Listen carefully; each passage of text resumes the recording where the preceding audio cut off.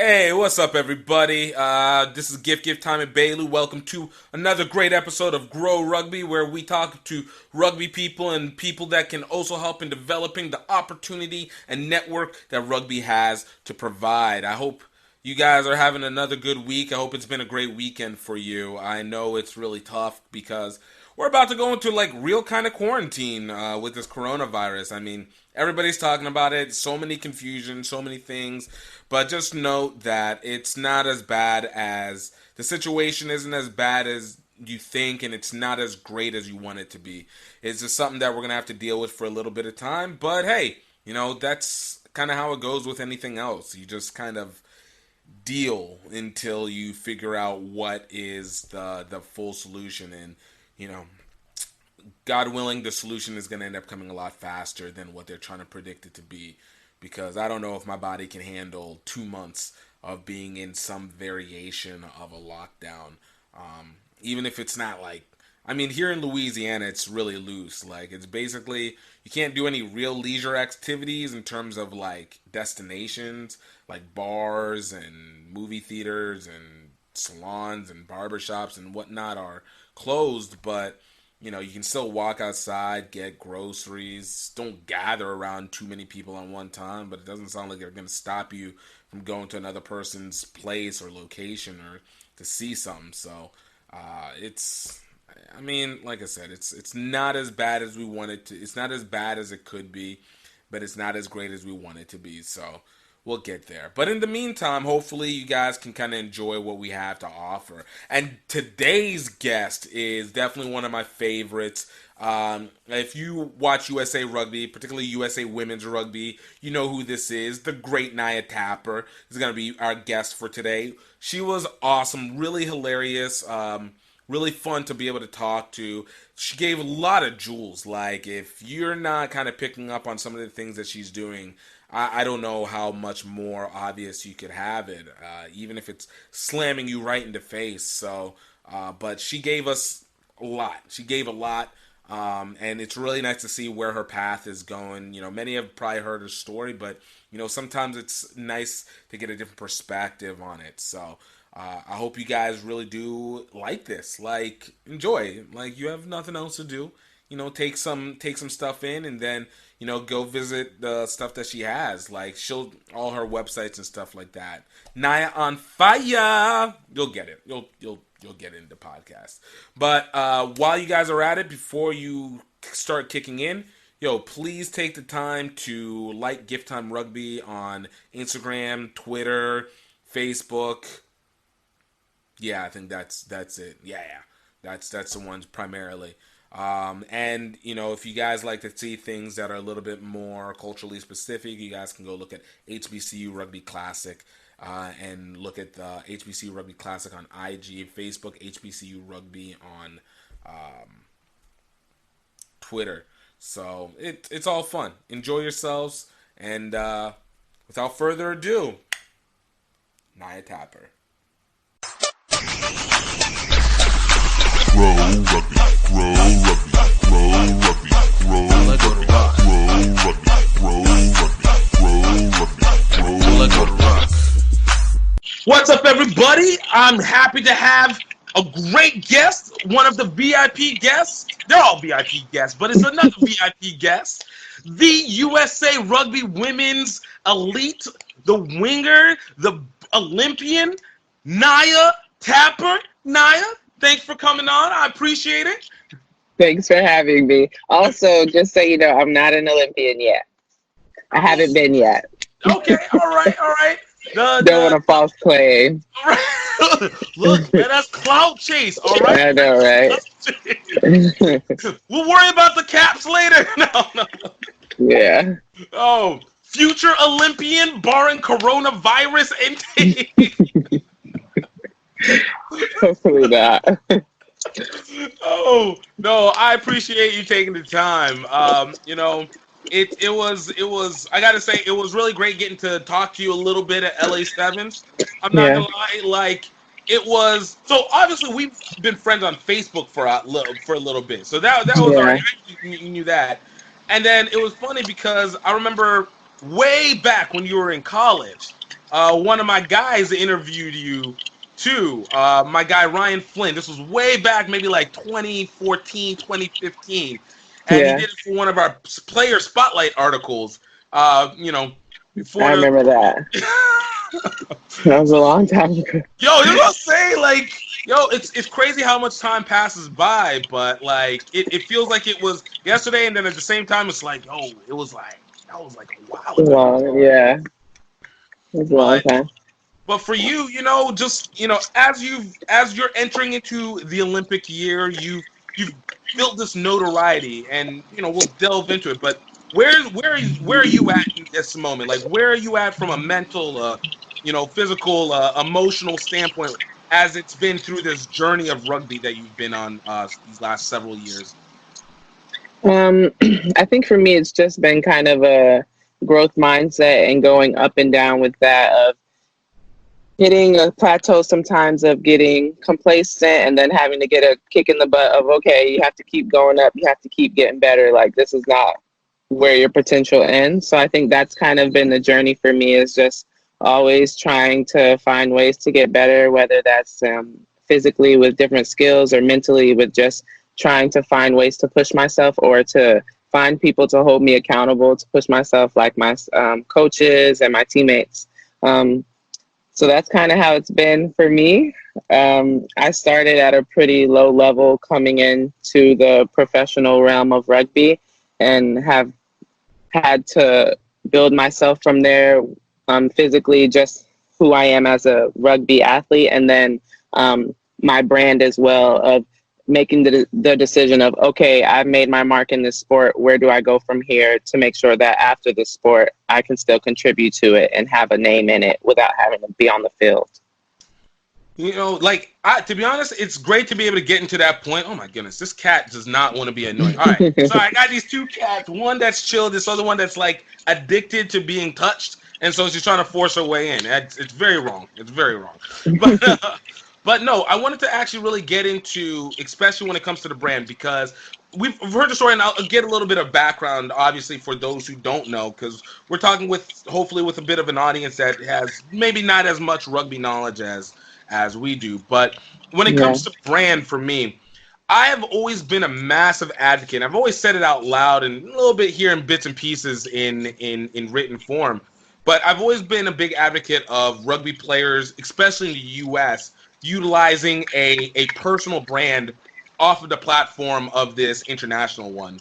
And it's always interesting because within the rugby community, it's known, and everybody kind of has a little bit of a bubble figure where it's like, oh, you're known in here, so you must be known everywhere. You're known around the world. But the reality is, it's not always that.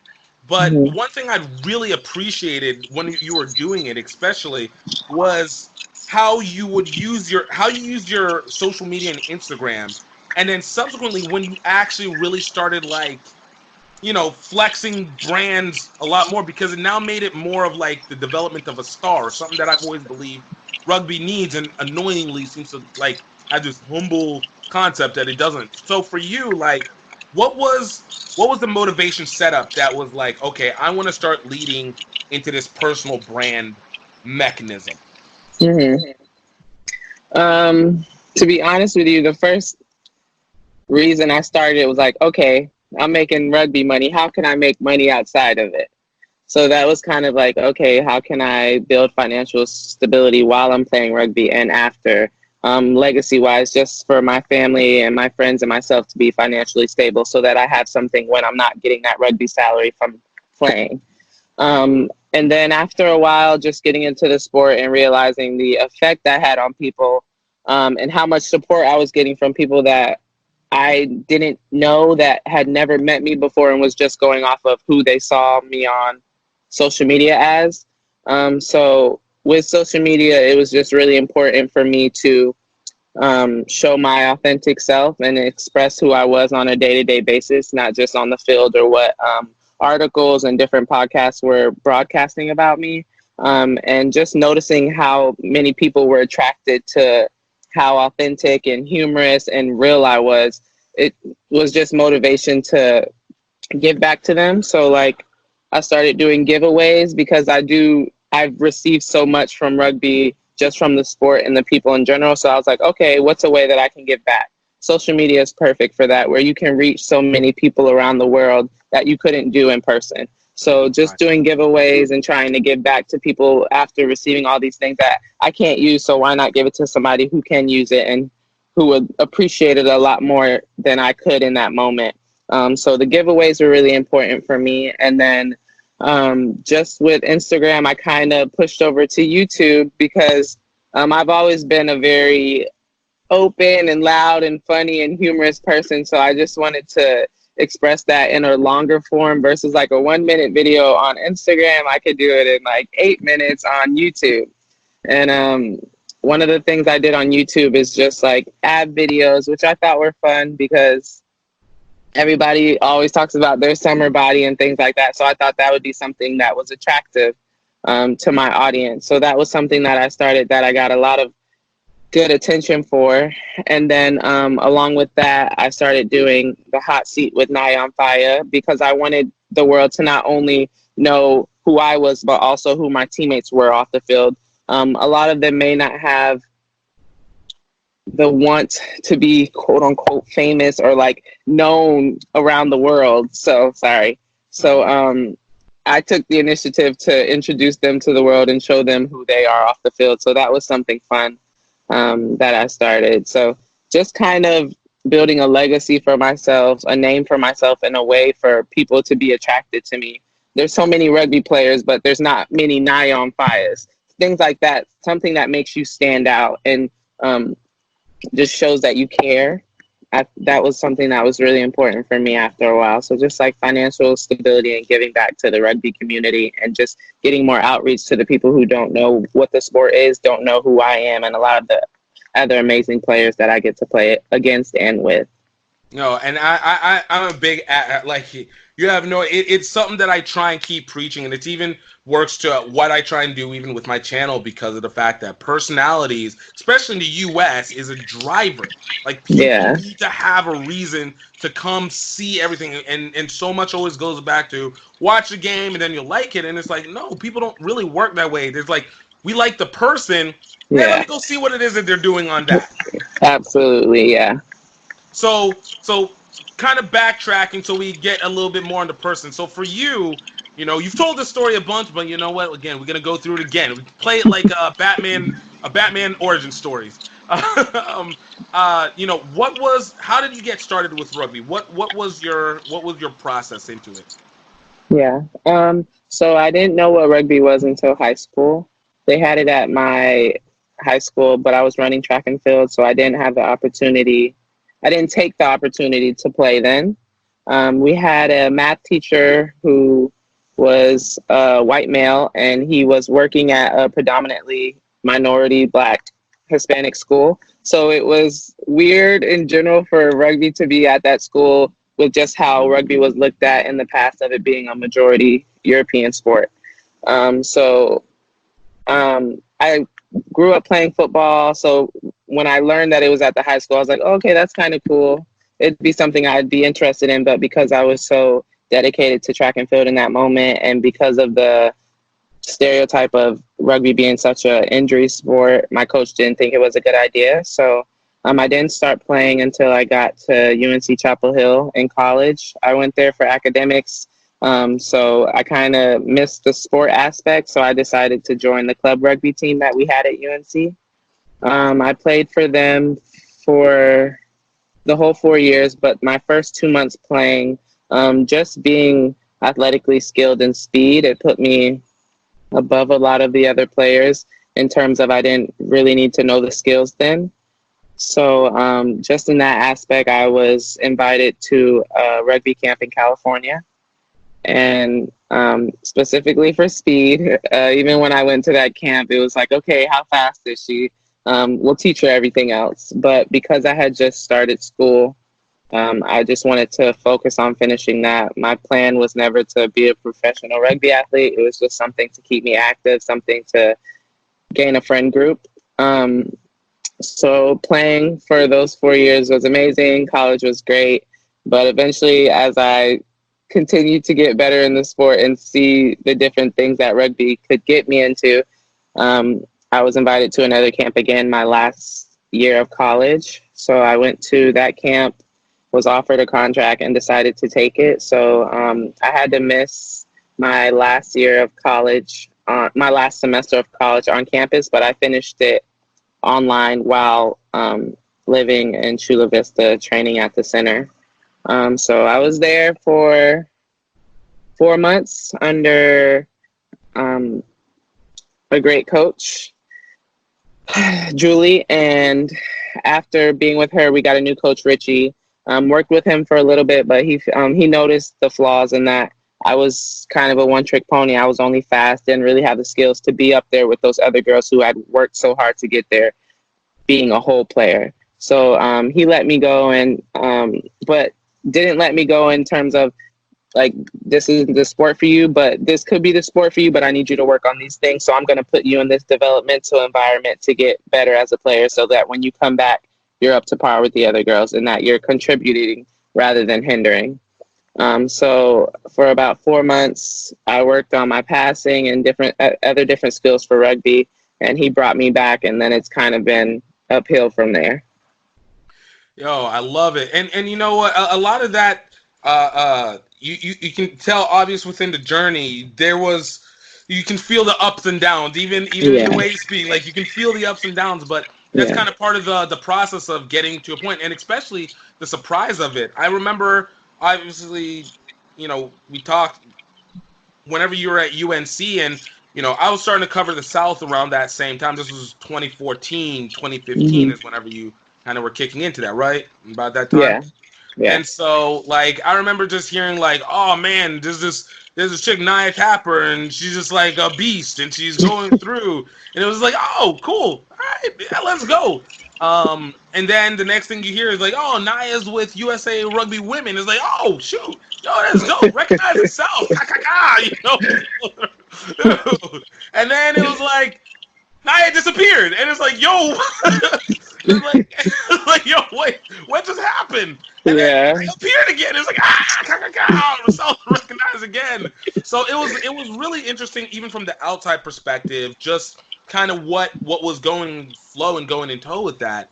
But it seems to be, obviously, when it comes to people who are athletically gifted, and look, obviously, I doing HBCU Rugby Classic, and look, we even as Black rugby players, and I know Black, Jamaican, Puerto Rican for you as well. So within that element, there can be a bit of a condensing expectation when it comes to athleticism, and as long as it's within that, it's like, yo, we just play that. You'll do all the domination from there, but it takes away a little bit of that respect for the sport itself, and then at the same time, a little bit off of the player, because it's like, yo, you don't need to learn it. It's like, nah, I kind of do need to learn the rest of this. So it's dope that you had that. For you, like, going through this 4 months where you were really going through the developmental squad, like, what was that situation like for you? Because you got to see the top of the mountain, per se, and then it's just like, yo,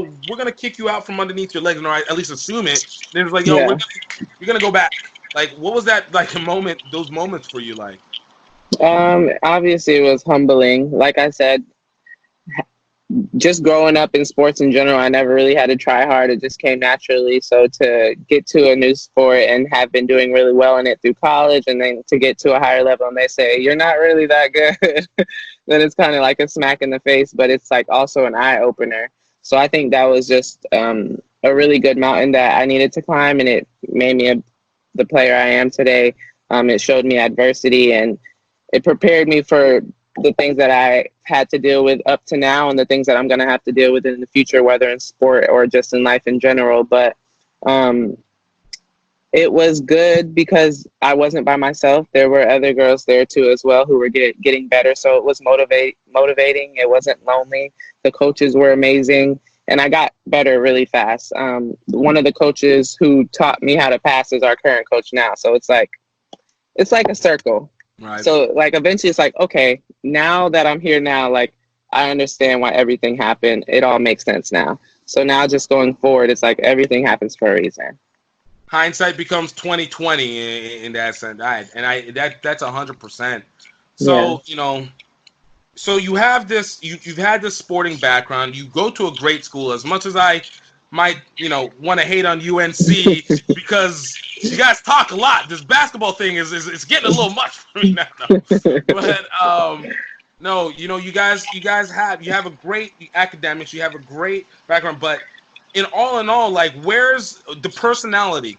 Has that just always been a component? Was it something that is like you were like, you know what? As I'm getting older, I kind of want to interact with people more, and let me just show my personality more, or is it like this is what I was from the moment that I came out the womb, and we're just giving myself more and more platforms to be able to take advantage of this?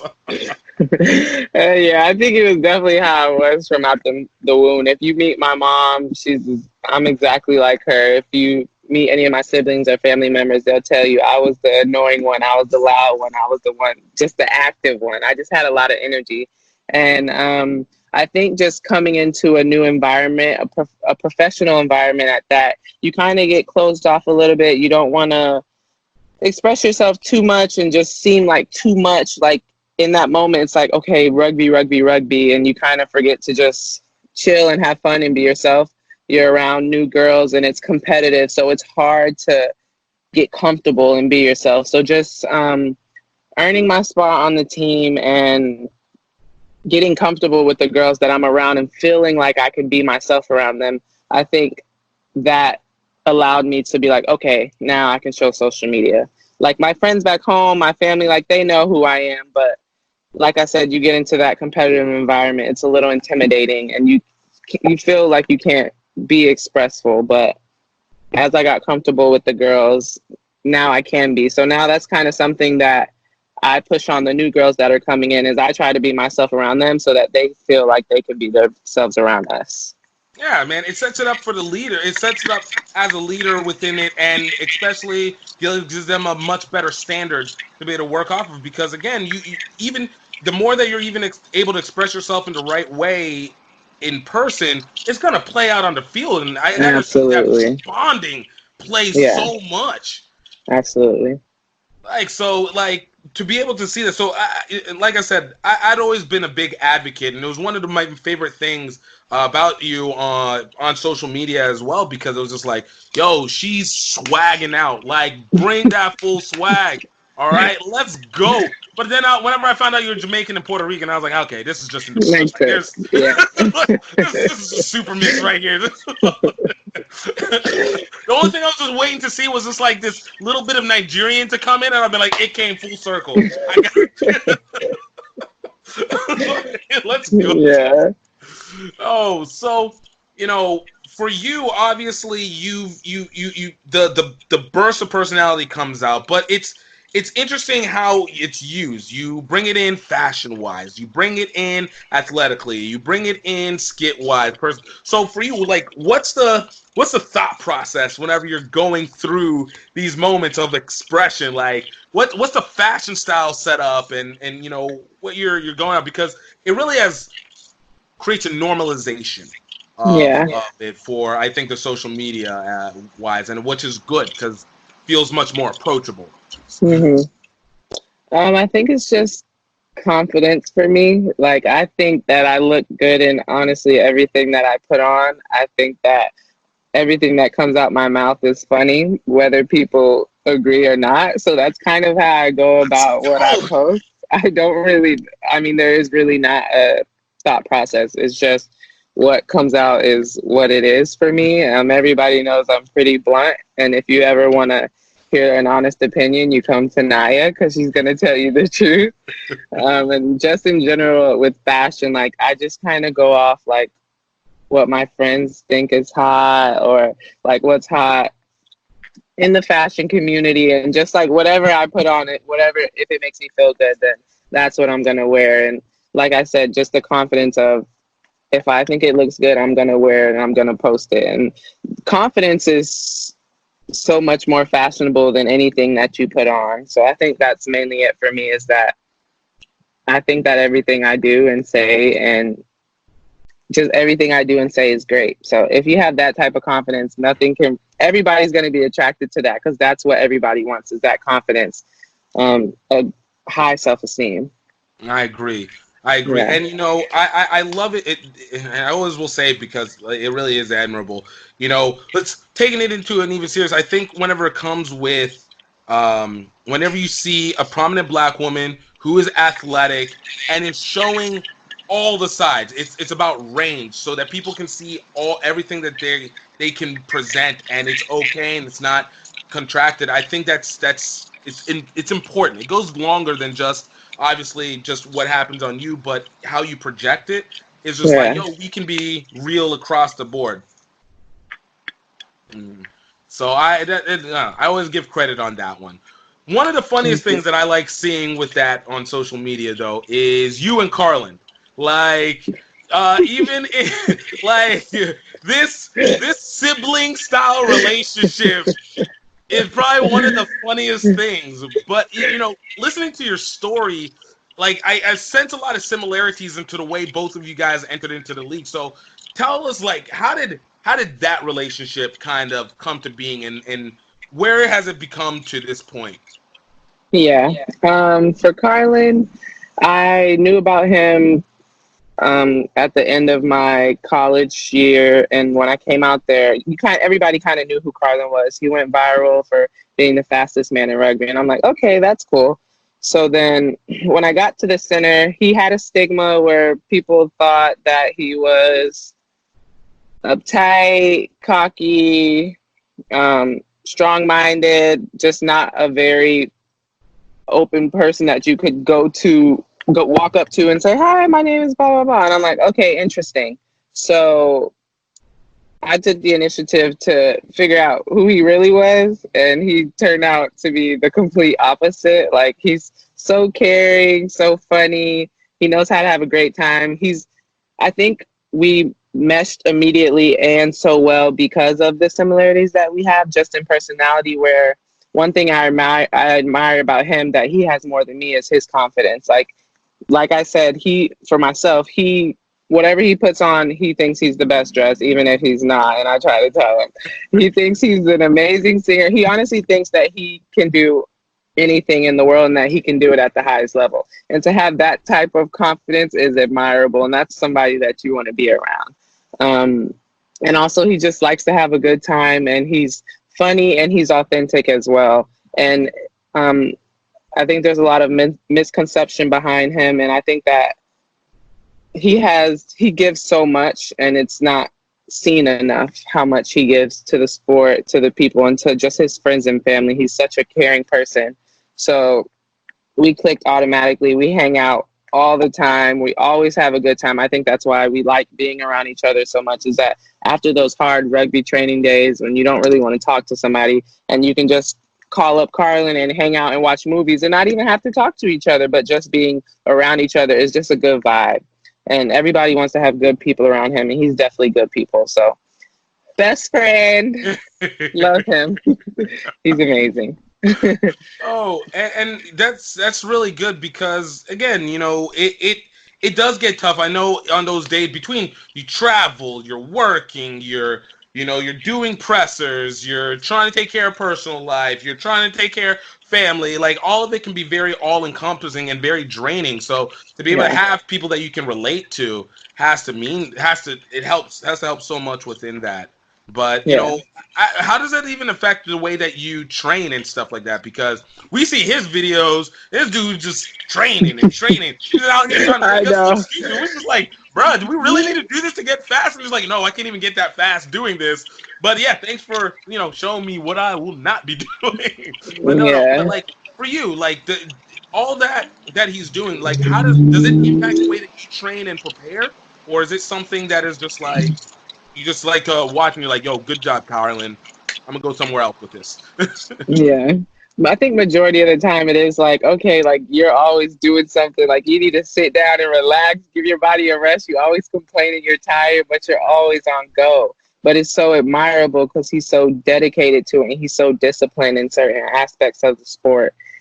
And that's admirable. It's inspiring. And on the days where I don't feel like doing anything, you see him up at 5 a.m. in the morning doing sprint drills, just constantly trying to get better. He's the fastest man in the world, and he's still trying to get faster. Like, you don't really see anybody else doing that. And I just think it's amazing. Most of the days I'm like, great job, Carlin. You do what you got to do, and I'll go sit over here and take a nap. But other days, like, we do have those real conversations of, Naya, like, you need to work on these skills, or you need to get better at this. Like, you're good at this, but you could be better, and here's how. And I know, like, if there's ever anything I need to get better at, he'll tell me. Or if I ever need a reality check, he'll be the one to tell me. And likewise, me for him as well. That's good. Keep yourselves in check in a lot of ways. Yeah. Yeah. So, one thing I really do enjoy talking to people about when it comes to rugby is the fact that the opportunity that comes from it, especially when it comes to travel. All right. Now, you have a military background, so mobility is within your scope. Yeah. But, whenever you started playing rugby, the extent that you have traveled, did you expect in such a short time to literally hit all corners of the world in that time? Like, what has that been like for you? It's definitely been eye-opening. I've been immersed in so many different cultures in a small amount of time. So I kind of have created this mentality of no judgment zone, because after being in all those different places where you have this stereotype of what it's supposed to be like, and then you get there and it's something completely different, it's like, okay, now anytime I'm going into a situation, I'm going to have an open mind, because you never know until you're in that situation what it will be like. I think it's just been fun for myself, and then for my family and friends to see all the cool places I've been going, and then for them to be like, oh, like, maybe I want to go out the country and go to these places, or let's go on vacation and go somewhere new. Like, now my idea of vacation is somewhere out of the country versus somewhere in the States. And just back home with my family and friends, their mindset wasn't always the case for that. A lot of them haven't been out the country. So now just to see me traveling the world, it's a little less scary for them. So I think that's been the biggest effect that I've had, is just the people back home who haven't been able to be exposed to that type of environment, culture, and that type of travel, just to see that they can also go to those places too. Yeah, no, I get that. I remember, like, so I started being able to go out, like, Asia is my kicker off for, like, playing rugby overseas. So I've done this over the course of since 2016. And so I remember one place that I thought was not going to be like that. I went to Vietnam, right? And literally prior to going, I'd always had this thought. I was like, man, Vietnam must still be like mad war torn. Yeah. Like, I watched Rambo. I mean, I know that was Burma, but like Burma's like right next to Vietnam. So it must be like jungle, bombs still everywhere. Like, people living, but you live within your struggle. Yeah. And then you go out there and you're like, oh, this place is like, it was really quiet. I was like, it was really dope. The one thing I will say is especially when it came to Southeast Asia, like, Southeast Asia was, for me, one of the safest places I've ever been. Could never live there as a result of that. I require a little bit of danger in my life. I feel like I was going to get soft with, like, not having that right destiny. But it was just like, you go out and you're like, yo, nobody does anything. They're so nice. Everyone's so nice. So, like, whenever you talk about, like, that open-mindedness, it wasn't even like I expected bad things, because, I've traveled before, but it's like, what you're shown is so inaccurate to what is truly out there.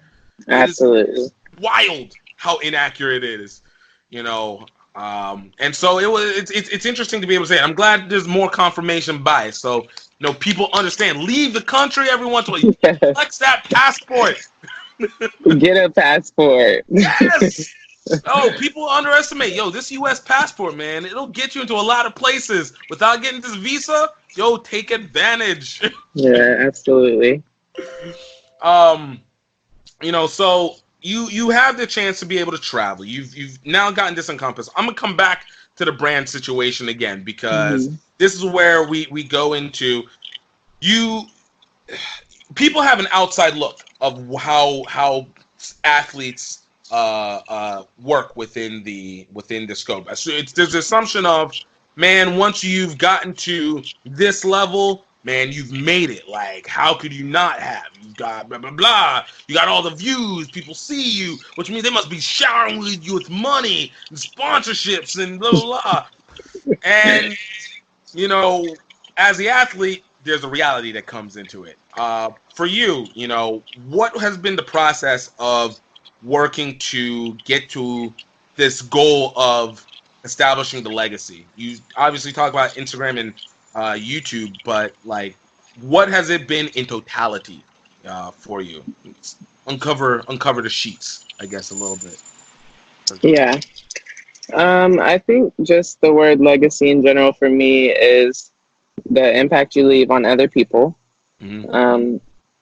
financial stability, and then I guess the impact you leave on what you're doing. So, like the rugby community. Um, Financially, it's been an upwards mountain, which is great. Um, the better of a player you become, the more you get paid. The better of a team you become, the more bonuses you get. Um, the more attractive you are as a player in person, the more sponsors you get, the more money you get.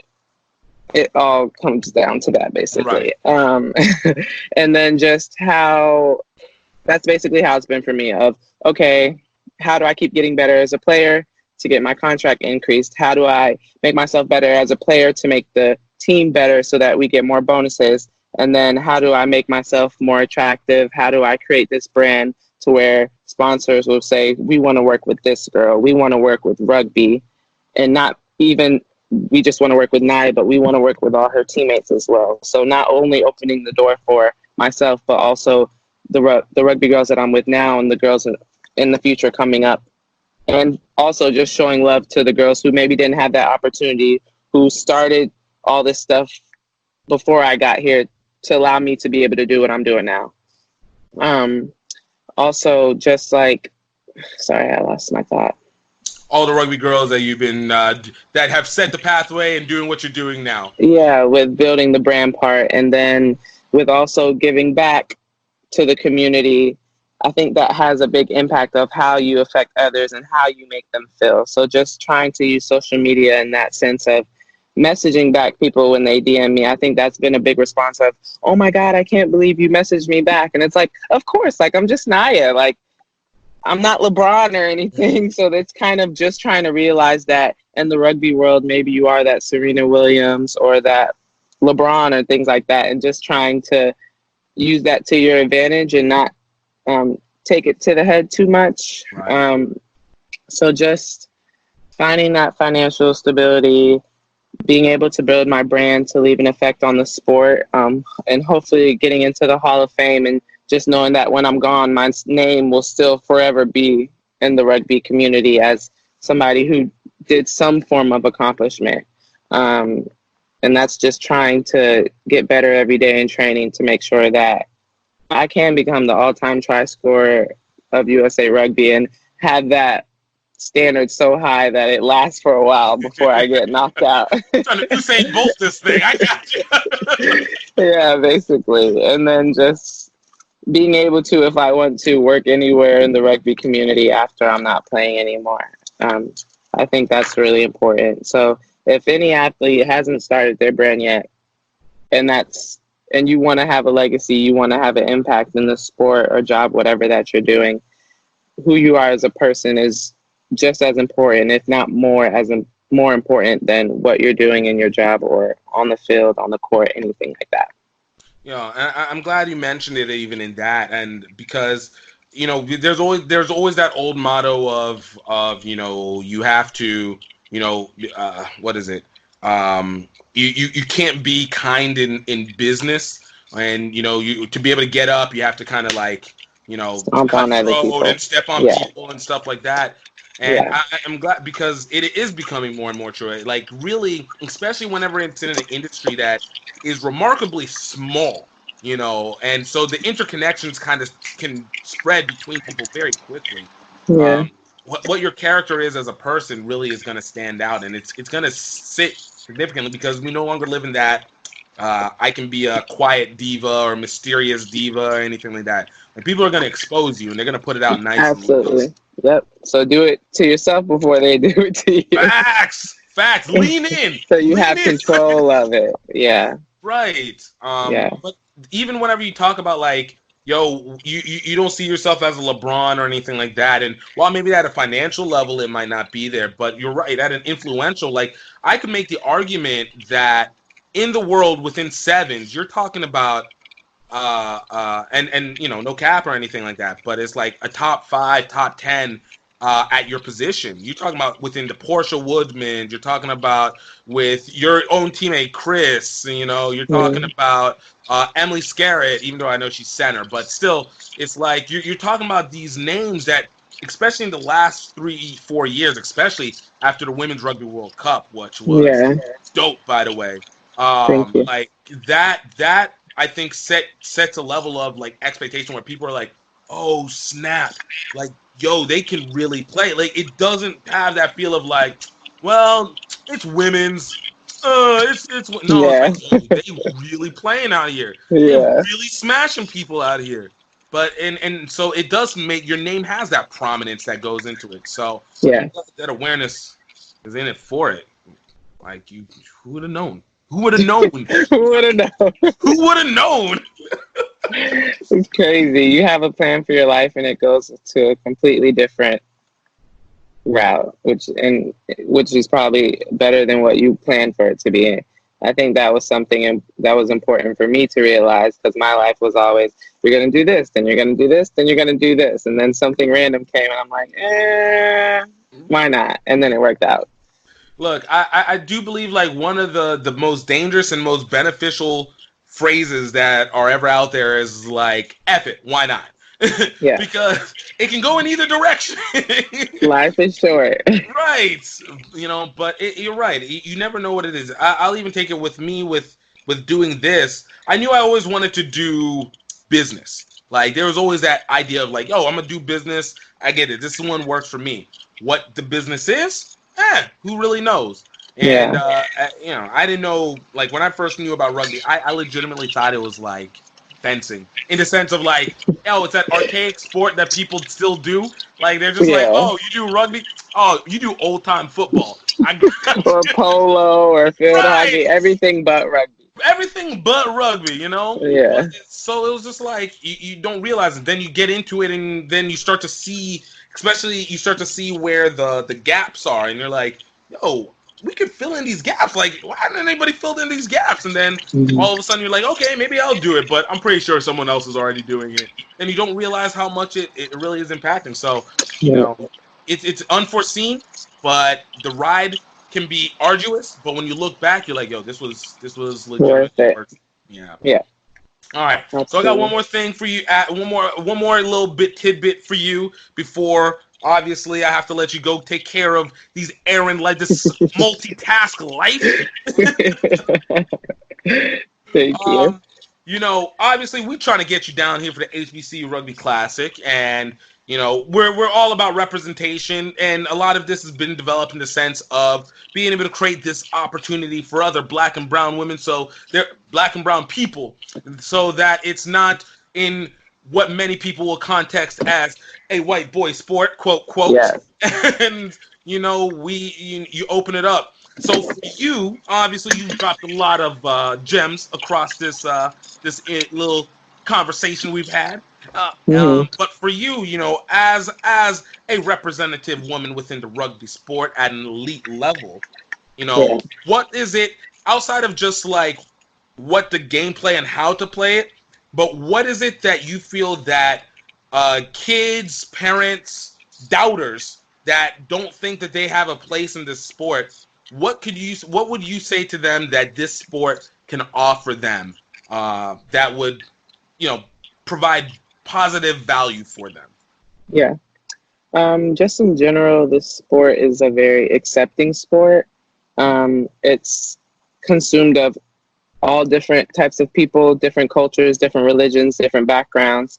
So the sport is for everybody, and it'll allow you to come into it and be confident with who you are, because you won't be judged for it, that you'll be accepted for it, you'll be praised for it. It's also for all different types of body types, and you can't really say that about any other sport. So when I say that rugby is for everybody, it's literally for everybody. Opportunity wise, it'll allow you to travel the world, experience different cultures, go to new places, try new things that you never thought you'd try, new foods, listen to new music, do different activities, and you meet so many different people who play rugby who it isn't their main job. So just the networking part of it is amazing. Like you can meet somebody who is an Olympian, or you can meet somebody who is the CEO of another business who may be 58 years old and is still playing rugby. The age ranges from 2 to 3 to 80 if it allows them. It's just a very loving sport. It gives back to you in such great ways. It gives you confidence in being Black. It gives you confidence in being white. It gives you confidence in being Hispanic, heavy set, skinny, muscular, toned. It just is a very accepting sport. So if you want to be around people who will accept you for who you are and you never have to act any other way, this is the sport for you. Oh, I love it. That's pure mic drop right there. Pure mic drop. I'm loving it. But Naya, man, I really do appreciate you just taking the time, getting to allow us to enjoy and hear some of these gems. And, like I keep saying, I can't wait to see you here in 2 weeks. 2 weeks. I'm just keep putting it out there. 2 weeks. We got to. Schedule open. So, no, but thank you so much, for real. Thank you for having me. The questions are great. Great podcast. Really good. Appreciate it. Roll rugby, roll rugby, roll rugby.